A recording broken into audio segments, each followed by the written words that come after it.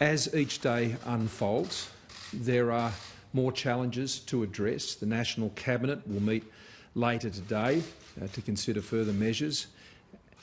What I want to say to Australians, though, today, as we've assessed the information this morning, this time last week the rate of increase on cases was up around 25 to 30% a day. That rate now, over the last few days, has fallen to about 13 to 15%. Now, they are still strong rates of increase, there's no doubt about that. But as we take the measures that we have been taking and we put them in place and we have the cooperation from the Australian people, then that obviously in turn has an impact on how we're managing the spread of the virus, but also how that impacts on our health system, on the population, on people's jobs and livelihoods. Today, what I'm here to do, together with those who are joining me, is to announce more support for the care of Australians. There are many things we have to address, whether it's income support or whether it's direct health support through our public hospital system. And it was only a week or so ago that the Health Minister and I stood here and announced $2.4 billion in additional support for the health sector, followed up by a further $600 million support for the aged care sector.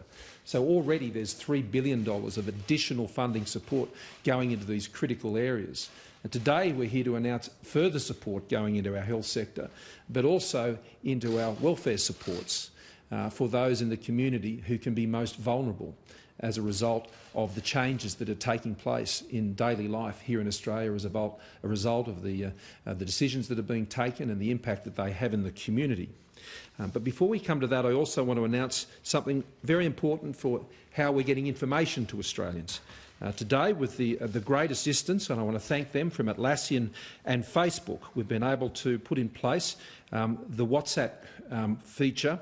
And if you simply go into WhatsApp and type in oz.gov.au/WhatsApp, you will get access to a new messaging service which enables us to talk to more and more Australians, to provide direct information on a whole range of features in terms of basic health advice, updates on the measures that are being put in place by state and federal governments, and that can assist you get the accurate and timely information about what is being done by governments around the country to support you as you and your family and your household and your community work through the difficult months ahead because of the coronavirus. I can also say that on the App Store, the Apple App Store, the coronavirus app you can now download. I did that this morning.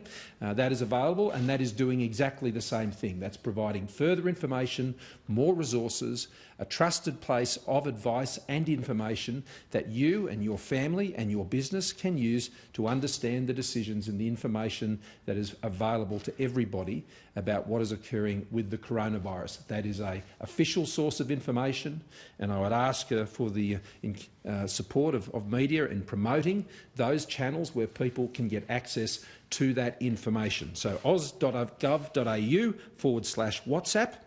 And the coronavirus app, you can simply do that by going to the App Store.